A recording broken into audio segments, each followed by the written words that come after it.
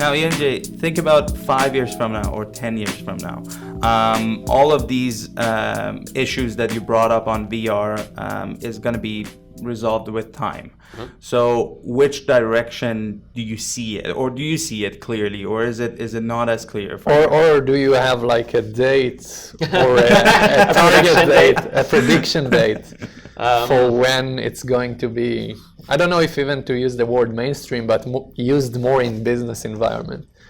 Yeah, so I think we are, I don't have a exact date, but a general kind of estimation I would say is, so the Quest is kind of showing us now the first step of actually making VR accessible. Mm-hmm. But we are probably 2 generations down the line from the current Quest of hardware for it to be at the point where it is super accessible and easy and mm-hmm. anyone can get into mm-hmm.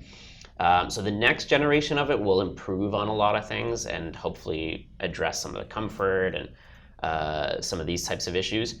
And but we're still probably another generation down the line from that, where mm-hmm. it's like a smartphone where anyone can So a lot of people compare AR and VR as the next smartphone, next device.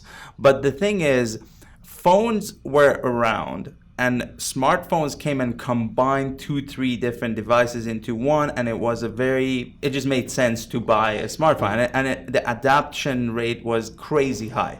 Whereas a VR headset or AR headset, to me, it feels like an iPad or an Apple Watch. It's just an extra thing that the adoption rate is just not as high. The necessity, it's just not there. Yeah, absolutely. Especially right now, for all of the obstacles to get over it, it doesn't provide enough of that basic functionality or need that you would have with a phone. So I think that's where there might be some convergence with that too, definitely with AR, because once companies like Apple come up with AR glasses, then we're talking about mass market AR, and that would be something that will replace potentially screens, actual physical screens. But if they or another company come up with a set of glasses that does both, where it's able to black out and give you full VR and give you an AR experience, well, then that makes sense as like a single device that now does everything. So there is that potential, and I have seen stuff like that where the technology-wise it's possible, but we're still a while away from the actual form factor. So MJ, 2 generations, how much time? Well, I think we would say maybe about 18 months per generation. Okay, not that long. Of headset to get to that point. So we are in the decade of seeing sure. It happen. 2020s, yeah. I can see that VR.